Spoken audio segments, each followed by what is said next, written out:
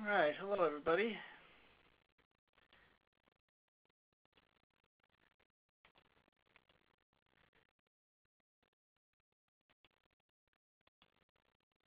Okay, before we get started this morning, I do need to disclose that I receive royalties on sales of the MMPI-A-RF test materials in my role as a co-author of the test. And today I will provide a basic overview of the MMPI-A-RF and a case example at the end. And hopefully we'll have a little bit of time left at the very end for questions, but if we can't get to all of them, you are absolutely welcome to email me at any time with any questions that remain unanswered. Okay, so I'd like to start with some of the factors in the development of the MMPI-A-RF. So a major goal of the project was to reduce the high degree of clinical scale intercorrelations that are present in the MMPI-A. And the high degree of scale intercorrelations is largely the result of the empirical keying method that was originally used by Hathaway and McKinley to develop the MMPI clinical scales. So the use of empirical keying led to scales that are saturated in varying degrees with a broad emotionally colored dimension of distress that Al-Taligan called demoralization, and those of you familiar with the MMPI-A-RF will already be familiar with the construct of demoralization. Therefore, one goal for the MMPI-A-RF project was to reduce the influence of the demoralization factor across scales. Another goal was to reduce item overlap between scales. The MMPI-A clinical scales have substantial overlap between scales, which of course increases the intercorrelations. And then finally, third goal was to reduce excessive multidimensionality within each clinical scale. And essentially, the presence of these problems, result in limitations in MMPI-A discriminant validity, and these are evidenced by higher than expected correlations with external measures unrelated to the basic constructs targeted by the clinical scales. We also, from the outset, had a cap. We wanted to have a test. It says roughly 250 items. That was actually the upper limit. Yeah, we didn't want anything that was longer than 250 items. And the 478 items of the MMPI-A is viewed as a disadvantage by some length, of course. Okay, the project started in late 2007. Had an initial team of Bob Archer at EVMS, Yossi Ben-Porath at Kent State, and Al-Taligan, University of Minnesota. Then I came in about 6 months after the initial planning. I came in later on in 2008. To the extent possible, we wanted some degree of comparability between the MMPI-A-RF and the MMPI-A-RF so that users familiar with one of the measures could easily transition to the other measure if they wanted to. Our initial step in the development for most of the MMPI-A-RF scales was to try to carry over items from the MMPI-A-RF scales to form very preliminary seed scales, what we call seed scales for the MMPI-A-RF. And the preliminary MMPI-A-RF scales were subsequently modified for conceptual reasons, empirical reasons, or both. However, the starting point for many scales was the item pool for the corresponding MMPI-A-RF scale. I should point out, though, that these scales were often heavily modified. So even though a restructured clinical scale, for example, if you're familiar with the MMPI-A-RF, might have the same name on the MMPI-A-RF and is intended to measure a similar construct, the item content, the final item content, often ended up being quite different from the MMPI-A-RF counterpart. Okay, we had combined gender norms. This is essentially a subset, or not essentially, it is a subset of the normative sample for the MMPI-A, and these were equally matched for boys and girls. So the MMPI-A has 1,620 subjects, and then we randomly removed 10 girls to make the samples by gender equally matched, and we have then 1,610 total subjects. We had clinical samples from several settings. We had separate data sets for development and validation. The development sample came from archives from Pearson Assessments, very large a development sample of roughly 15,000 adolescents, 9,286 boys, and 5,842 girls, and these came from inpatient settings, outpatient settings, correctional, and school settings. The overall sample had a mean age of about 15.6 and a standard deviation of 1.8. We also, of course, had, as the slide mentions, independent sets that we used for validation. These consisted of acute inpatient psychiatric, a residential treatment center, forensic sample, and then a second forensic predisposition sample that we use for validation. Let me just briefly, I do want to briefly talk a little bit about some of these validation data sets so you have some sense of what we used for validation data. The acute inpatient set had 86 boys and 216 girls, and this was originally collected by Graham and Ben-Porath. And a subset of the data for girls was used in an MMPI-A study published by Veltri et al. In 2009. I believe that was published in the Journal of Personality Assessment. In this data set, the extra test data consisted of information coded from adolescents' records.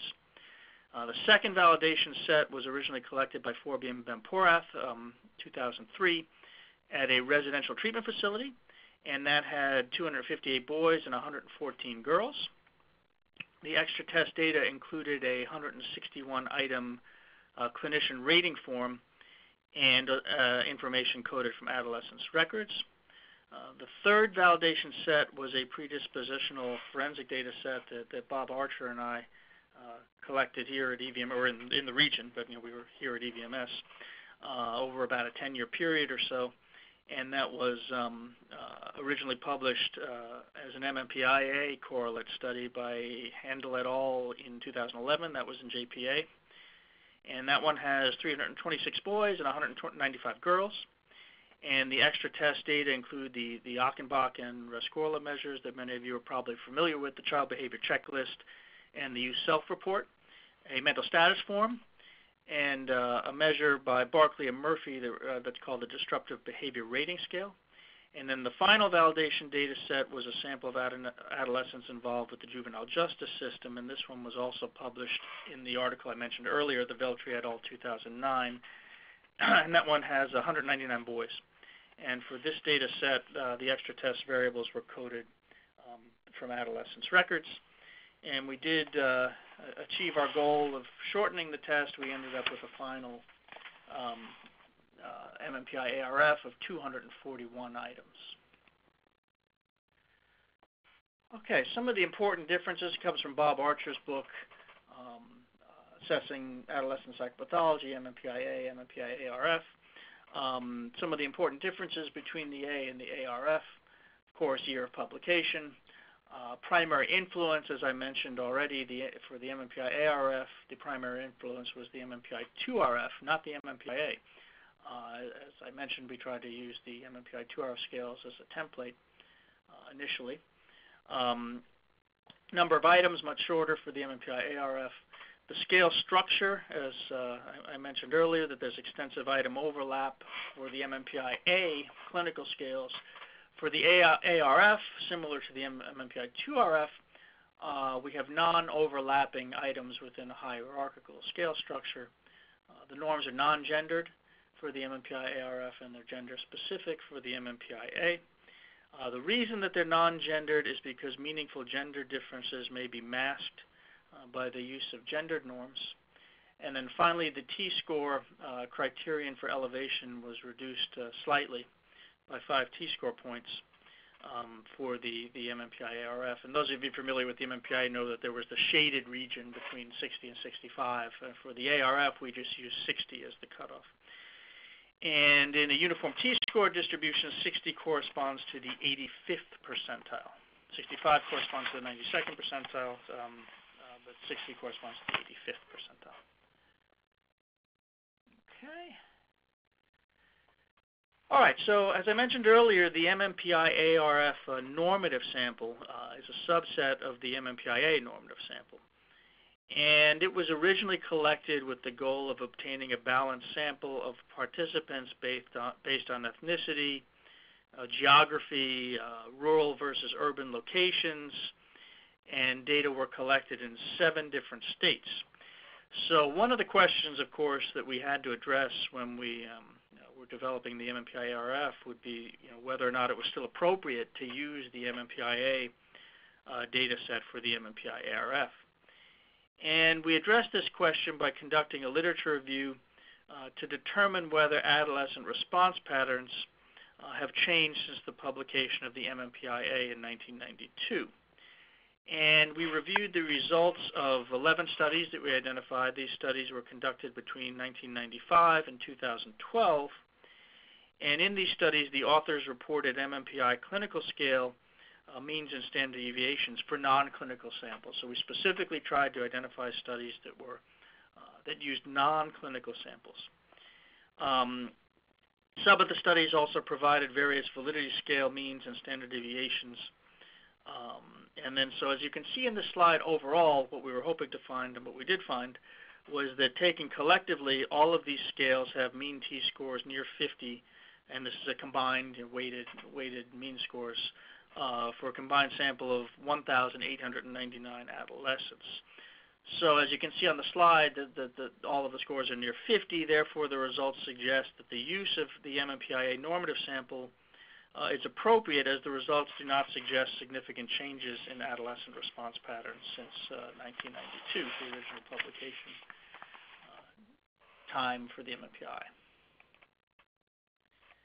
All right, we'll start by talking about some of the validity scales, and let me just cover some of the basics here first, and then we will start to talk about what some of the slides look like in the manual for each of the various validity scales. And let me start here by just an overview of the validity scales. Okay, so the validity scales, we'll start with the content non-responsiveness area, or actually before we get there, let me just talk about, for those of you who are familiar with the MMPI-2RF, or the MMPI-A for that matter, or 2, the validity scales for all of the MMPI instruments are designed to assess various types of threats to the validity and interpretability of test protocols, so specifically content non-responsiveness, over-reporting, and under-reporting are the 3 primary areas that we assess. So content non-responsiveness is a threat to protocol validity that results from a failure to read or comprehend the items, or inadvertently misplacing responses on the answer sheet. We have 4 types of content non-responsiveness assessed with the MMPI-A-RF validity scales. Unscorable responding, which is answering, leaving an item blank or answering both true and false. That's with the cannot say score, which was actually going to be covered on the next slide, but that one's simply a count of items answered left blank or answered both true and false. And of course, this can be problematic because if somebody leaves too many items, if too many items are unscorable, it will tend to deflate, or not tend to, it will deflate t-scores on the substantive scales. Then the other areas, of course, would be variable responding, sometimes referred to as quasi-random responding. Fixed responding, which is measured with the VRIN-r scale, which can consist of both acquiescent and counter-acquiescent responding.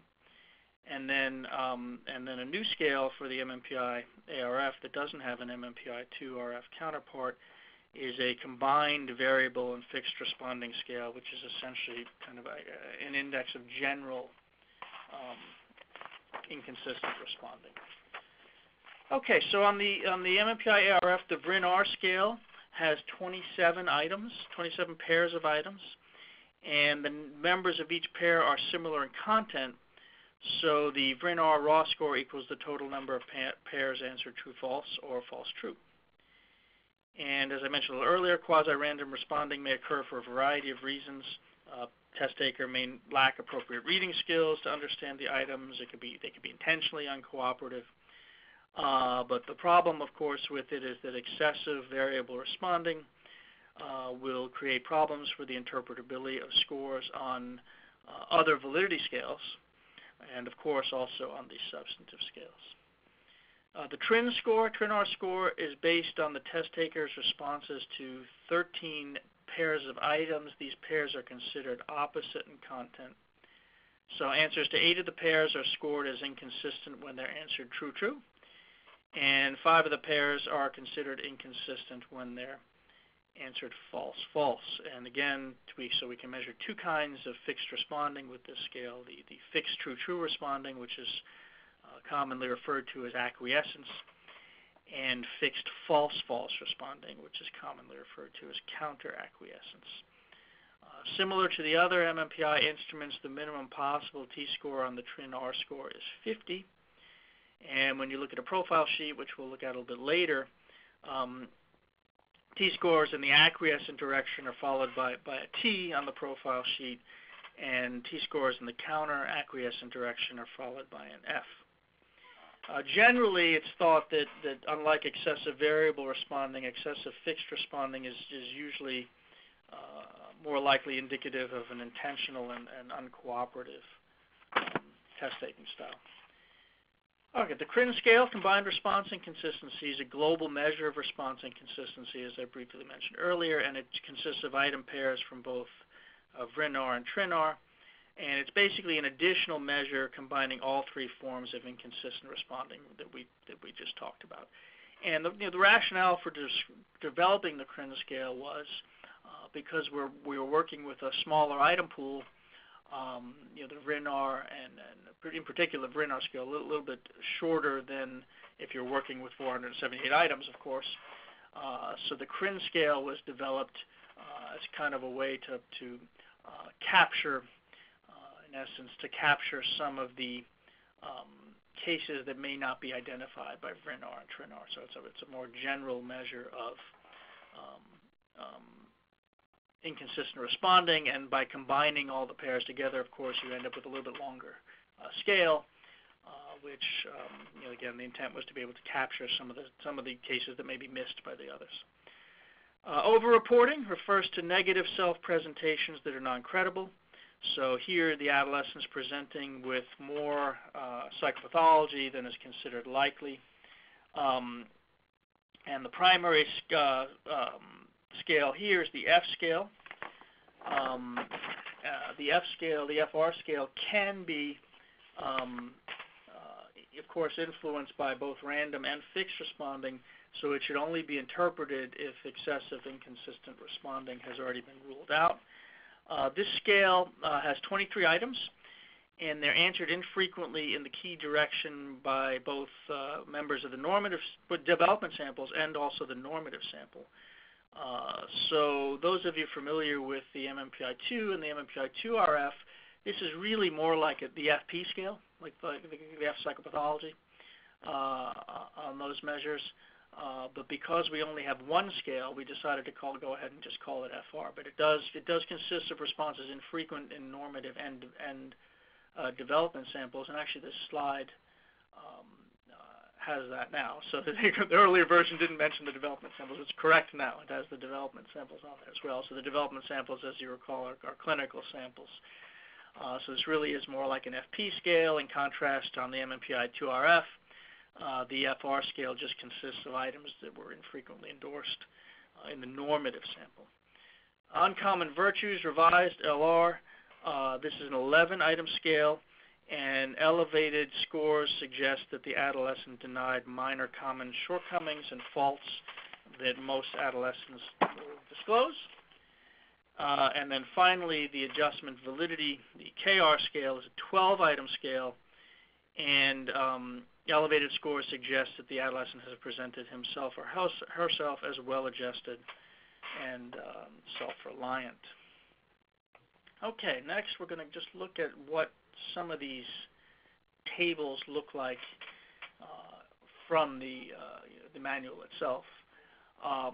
So for cannot say, as you see here, when we hit greater than or equal to a score of 10, scores on some scales may be invalid, and the primary decision rule here is looking at scales with this 90% criterion that we use for scales. So for scales on which less than 90% of the items are scoreable, the absence of elevation is uninterpretable. So you can interpret scales still where that threshold is met. So if somebody has left a number of items blank or has answered both true and false, you can still interpret the scales where that 90% threshold is met, but you do not want to interpret the scales where somebody's only endorsed 60 or 70% of the items. That becomes important because, as you'll see later, some of the specific problem scales on the MMPI-A-RF are fairly short, so it only takes one or two items to knock you below that 90% threshold. All right, so VRIN-r, we've already talked about these scales, but just to illustrate what it looks like from the manual, the cutoff is 75 for the scale greater than or equal to 75, and you'll see then that the protocol would be invalid due to excessive variable response inconsistency, and it gives some possible reasons for the score, and then you'll see some interpretive recommendations for scores that are elevated in kind of this mid-range, 65 to 74, that will, of course, lead to some issues in interpretation, but don't fully invalidate the protocol. You would need to include cautionary statements in your report, though. All right, TRIN-r. So this one, again, has the assesses both directions, counter acquiescence and acquiescence. So you'll see it a score greater than or equal to 75. Protocol is uninterpretable in the true direction, and also greater than or equal to 75 in the false direction. The protocol is uninterpretable. CRIN, the combined scale that we talked about. Okay, FR, the cutoff for FR is greater than or equal to 90. So protocol is invalidated if the score is 90 or greater. And if inconsistent responding has been ruled out, that the primary interpretive implication is that this level of infrequent responding is not likely to be credible, as in the sense that it's very uncommon even in individuals with genuine severe psychopathology.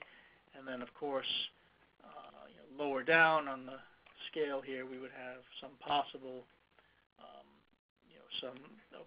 over-reporting, but you'd still you wouldn't invalidate the entire protocol. You'd still go ahead and interpret it, but you'd need to include some cautionary statements in your report. Okay, the LR scale. The cutoff is 80 here, and the protocol is likely invalid at 80. Underreporting is indicated by the test taker presenting himself or herself in a very positive light. That's what it should say there. There's a couple of words missing at the end there. I just noticed that for the first time now.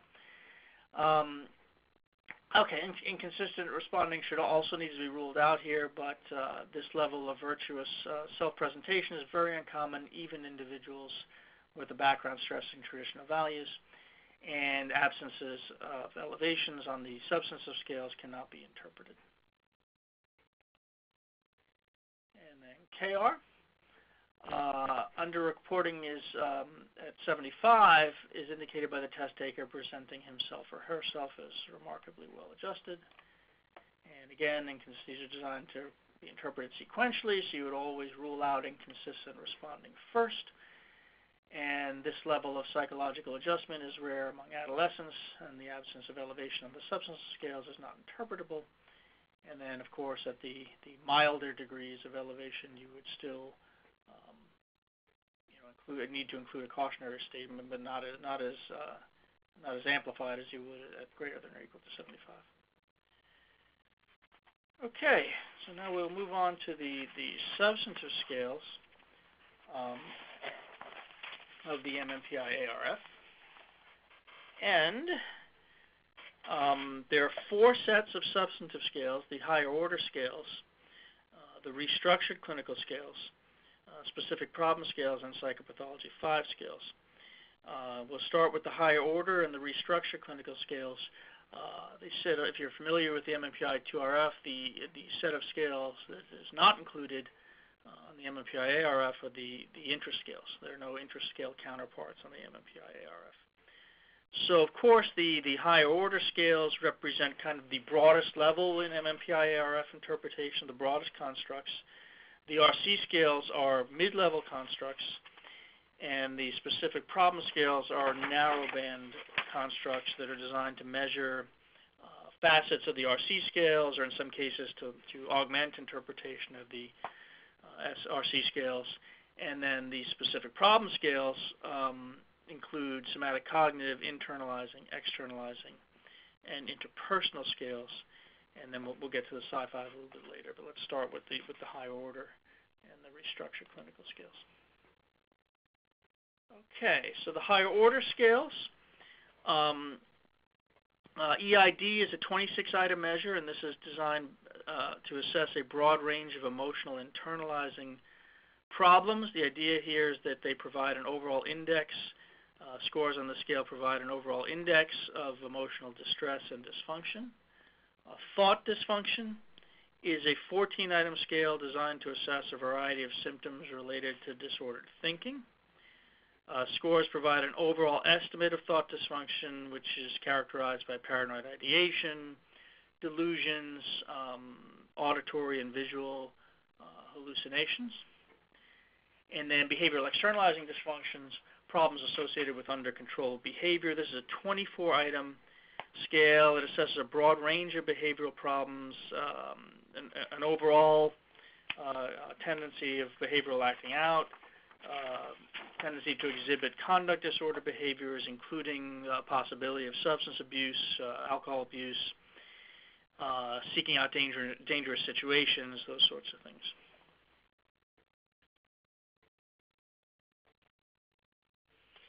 An example of what the slide would look like in the manual.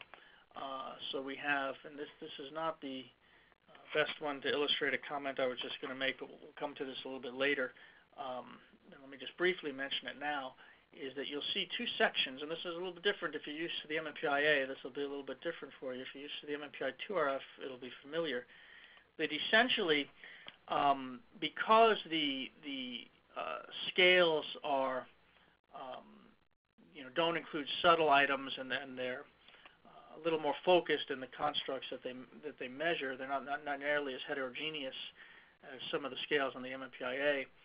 We interpret scores, and you should do both, based on both the test responses, the actual content of the scales, and the empirical correlates. And sometimes we also have diagnostic considerations, in this case, evaluate for internalizing disorders. But that's why you see both test responses and empirical correlates. And we'll go with a scale that's a little more narrow than this one, but we'll come back to that point a little bit later. But for now, the main idea is that when you write your report, you do need to include information both based on the responses that the adolescent made, as well as the empirical correlates. Okay, this is what thought dysfunction looks like. So at greater than or equal to 80, his or her responses indicate serious thought dysfunction, 60 to 79. Significant thought dysfunction. So that's another thing, is that the interpretive statements often get amplified. I'm trying to make an arrow here. It's not so easy to do at this point. As the score increases, you'll see those statements are amplified. And this one does have some diagnostic considerations down here. Some scales have them, some don't. Okay, and then BXD. So again, because these are broad scales, they're going to tend to have a very broad range of empirical correlates. But you'll see this is a little bit different as we move on to the narrower scales. Okay. All right, the restructured clinical scales. Move on to those now.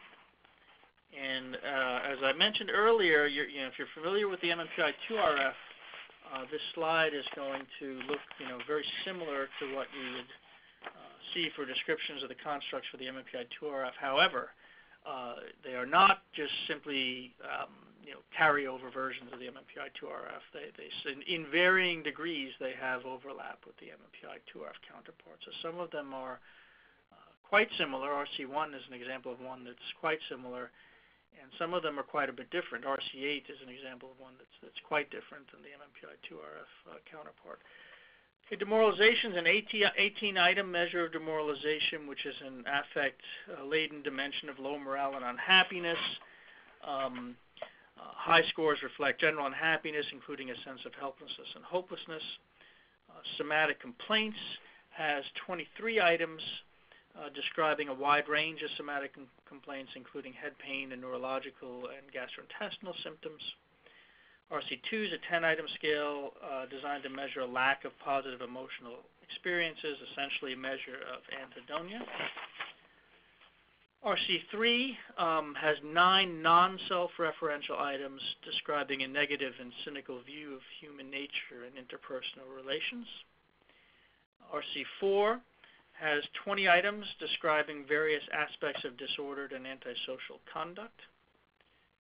RC6, ideas of persecution. In contrast to RC3, this one has self-referential items, 9 self-referential items indicating persecutory beliefs.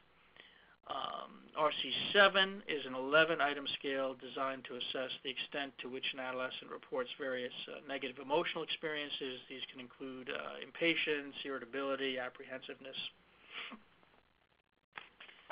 RC8 has 8 items describing unusual thoughts and perceptual experiences, including auditory and visual hallucinations. And then RC9 has 8 items describing attitudes and behaviors related to hypomanic activation.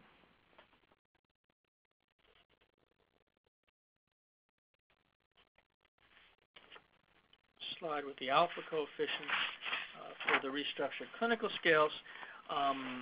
So in this particular slide, I picked a sample of one of the development samples, the psychiatric inpatient development sample. So boys have an N of 241, girls have an N of 178. And I picked a sample specifically because alpha coefficients are of course, a function of the population, right? They can vary, they can and do vary depending on the nature of the population. So it's expected that they would be lower in samples with limited psychopathology, such as the normative sample, due to lower score variance. Here, boys range from 0.58 on RC9 to 0.88 on demoralization. Girls, they're from 0.58 on RC9 to 0.87 on demoralization.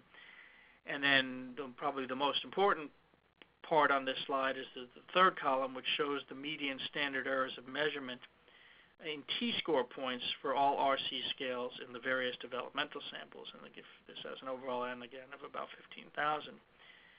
And these values range from 4 to 7 points, as you can see on the slide. So even for the RC scales with relatively low alpha coefficients, so for example RC9, you'll see that they still have adequate standard errors of measurement. Okay. Next is an example of what the demoralization slide looks like from the manual, and this is a better example of what I was trying to illustrate earlier. So here you have the test responses, and then in a report you would put these exact, I like to use the exact wording, that's right out of the manual. So for greater than or equal to 80, I would put in a report, in an actual report, the adolescent reported feelings of depression, social isolation, low confidence, and helplessness. I wouldn't change that in any way, because if you try to change the wording, you may risk putting something into your report that is not exactly accurate. And then for correlates, you typically use the is likely wording for those, because they're probabilistic, right? So she is likely to feel sad, she is likely to feel anxious, she is likely to have low self-esteem, for example. And then this scale has some diagnostic and treatment considerations. So, but the important point here is you use in an actual applied use, you need to include something, statements about the test responses as well as statements about the empirical correlates. All right, on to the specific problem scales. These again are designed to assess important characteristics, either associated in some way with one of the RC scales, or in some cases other clinically relevant areas that aren't adequately assessed or covered by the RC scales. These are not subscales, that's an important point. So they're not like the Harris-Lingo subscales or the content component subscales, for example. These are standalone scales, so you would interpret these if they're elevated. It doesn't matter what's going on with the RC scales. So if all of the RC scales are non-elevated and some of these are elevated, you still go ahead and interpret these. Okay, so we'll start with the somatic cognitive scales. And malaise is an 8-item scale, conveying a general sense of poor physical health, including low energy and fatigue. Gastrointestinal complaints is a 4-item scale. All of these items are keyed true. They describe gastrointestinal discomfort and pain, including episodes of nausea and vomiting. Head pain complaint has 4 items focusing on head and neck pain. Neurological complaints has 7 items describing vague problems that might be neurological or psychological in origin. And cognitive complaints has 5 items focusing on memory problems and difficulties concentrating. The internalizing scales is the next set. And we have helplessness, hopelessness, which is a 10-item scale. Self-doubt's a 5-item scale. Inefficacy is a 4-item scale. And of course, what the primary, what's being measured here is listed on the slide here. Obsessions, compulsions, which is one of our adolescent-specific scales. There's no counterpart on the MMPI-A-RF, has 4 items. Stress, worry is the next one. The anxiety scale has 4 items. Anger proneness has 5 items. Behavior restricting fears is the shortest scale on the test, shortest substantive scale with 3 items.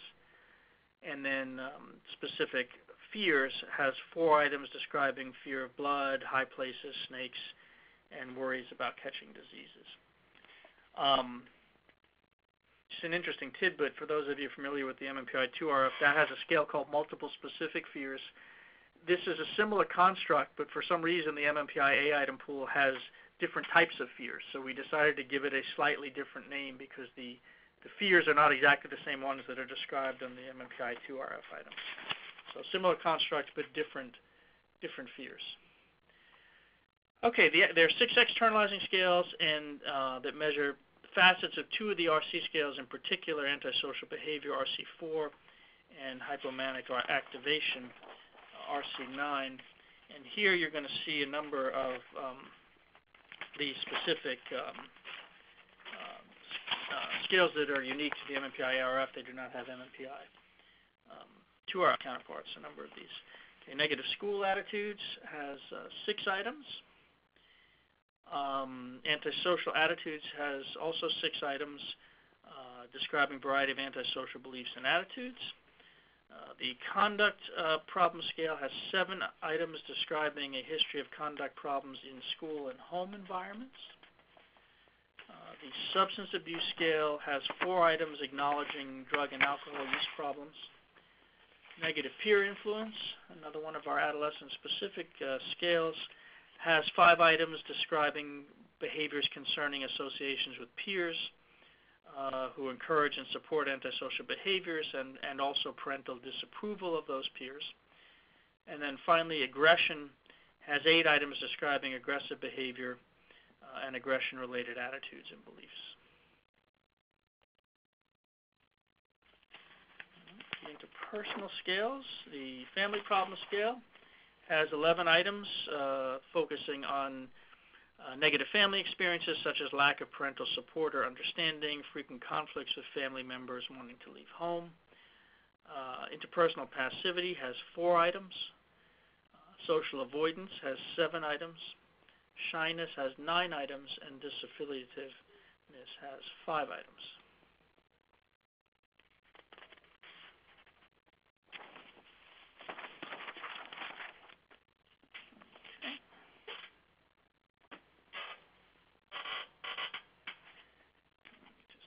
Here. And then finally, we have the Psi-5 scales and the critical items. Okay, so the Psi-5 scales, some of you may already be familiar with it, probably are familiar with the Psi-5 scales and the other models. I want to go through this quickly because I do want to get to a case here. But these are based on Harkness and McNulty's dimensional model of personality psychopathology and are designed to measure constructs similar to the MMPI-2 Psi-5 scales, and of course the MMPI-A Psi-5 scales as well. And those are the constructs measured by the Psi-5 scales. I'm going to move past these because I do want to get to the case and make sure we get that in as well. Okay, so last topic before we get to interpretation and the case example are the MMPI-A-RF critical items. And these were derived from the MMPI-A critical items developed by Forbey and Ben-Porath. And this consists of, the MMPI-A-RF critical items consist of 53 items grouped into 14 content areas that are listed on the slides here. So generally, you don't want to interpret individual items because of the reliability and validity issues associated with a single item response. So really what these are used for then is to give you information that may suggest follow-up questions needed to provide, that you may need to follow up with to get more information about the nature and severity of problems that the adolescent is experiencing. And some of these are, for example, if you look at eating problems here, these items actually don't load on any of the substantive scales, so they're kind of just on these two critical items, but they're the only two items on the MMPI-A-RF which will allow you to potentially trigger you to assess for some of those issues in an adolescent. Okay, if you're familiar with the MMPI-2-RF, you'll understand this structure. This is the general interpretive structure that's found in a report itself. And we're going to go through a case example now to illustrate how this works. So basically, we cover the protocol validity first using the various scales that we already discussed. And then we try to make it easy for you, and then it'll actually print out all these T-scores on a score report or an interpretive report, but to try to group them into these domains, right? So for emotional internalizing dysfunction, we start at the broadest level, EID, and you'd have descriptors from that if it's elevated. And then, say, for example, RCD is elevated, then you'd have your RCD descriptors, as well as then the specific problem scales associated with RCD. So this is the organizing framework. So it starts broad, and then the mid-level, and then as it goes across the row, these then become the narrow specific problem scales. And the Psi-5 are a little bit standalone. They're their own separate thing. Okay, so let's talk about this case, just so you can get at least some sense if you've not used it before. And this case actually comes from Bob Archer's book on that I mentioned earlier, Assessing Adolescent Psychopathology, MMPI-A, MMPI-A-RF. So this is the case of Stephen, a 15-year-old boy whose mother died in an auto accident when he was 6 years old. And Stephen was close to his mother, and her death substantially affected his psychological functioning and subsequent adjustment. He became anxious concerning the possibility of losing other family members, particularly his father, to accidents, and he became tearful, anxious, and upset when separated from his father. He started receiving therapy services shortly after his mother's death, but the services lasted only 3 months. As he grew older, he was seen as an anxious and fearful child who had few friends in school. He became the target of bullying in school. His social frustration increased. He became withdrawn, anxious, and depressed. And his father eventually became concerned about his reluctance to participate in after-school activities and his tendency to cry when discussing his frustration with peers. So he was referred for outpatient evaluation and treatment, and he was in part evaluated with the MMPI-A, and then this was rescored to produce an MMPI-A-RF protocol, which we are going to look at right now. Okay, so we start with the validity scales. So these are all fine. None of these are anywhere close to anything that would raise any concerns. You'll see the cannot say score prints out on the bottom here, and that's 1, so that's okay. Okay. Higher order and restructured clinical scales. And we have some elevations here, of course. And here's that organizing framework that I mentioned earlier. So emotional internalizing dysfunction indicates considerable emotional distress that likely rises to a level perceived as a crisis. I'm just going to give you some brief descriptors. I can't go through all of them in the interest of time, but RCD, he reports feeling sad and dissatisfied with his current life circumstances. Some representative correlates, he's likely to feel that life is a strain, is likely to feel sad, feel anxious. Helplessness, hopelessness, which you'll see is also elevated here. He reports feeling helpless and hopeless. Some representative correlates include suicidal ideation and depression. Self-doubt, he reports self-doubt and feelings of uselessness, another one that's elevated. Representative empirical correlates, he's likely to have engaged in suicidal ideation or gestures, is likely to be self-degrading, is likely to feel inferior. Inefficacy, he reports being indecisive and ineffective in coping with difficulties. He's likely to be anxious, passive, and to procrastinate. Then we have RC2. He reports a lack of positive emotional experiences, again, essentially a measure of anhedonia. Representative correlates, he's likely to have low self-esteem, low energy, and fatigue. The Psi-5, introversion, low positive emotionality. He reports anhedonia, social isolation, and frequent low positive emotional experiences. He's likely to be introverted, have low self-esteem, and experience social isolation. RC7, down here, and we see here, some but not all of the associated specific problem scales are elevated in the Psi-5, but we'll get to those right now. So RC7, he reports an above average level of negative emotional experiences, is likely to experience anxiety and insecurity, stress, worry. Reports an above average level of stress and worry, is likely to be anxious, complain of sleeplessness, and may have problems with concentration. Okay. And then the negative emotionality. Neuroticism, he reports a marked degree of negative emotions, including embarrassment, dread, and anxiety. Some representative correlates, he may experience suicidal ideation, is likely to be depressed, is likely to be anxious, is likely to have low self-esteem. All right, moving on. We've already talked about the internalizing scales with the associated scales just on the last slide, so we come to the somatic cognitive, and we do have a couple of elevations here. So malaise, he reports experiencing poor health, weakness, and fatigue. Some representative and correlates include multiple somatic complaints, complaints of fatigue, cognitive complaints, a diffuse pattern of cognitive difficulties. Some correlates include that he's likely to have multiple somatic complaints and may have attention problems. No elevations on the externalizing scales, so we have nothing to worry about there. And then two elevations on the interpersonal scales. Social avoidance, he reports substantial social avoidance and withdrawal. And representative empirical correlates, he's likely to be bullied by peers, and he may be socially isolated or socially awkward. And then shyness, he reports being shy, easily embarrassed, and feeling uncomfortable around others. And he's likely to be isolated and introverted.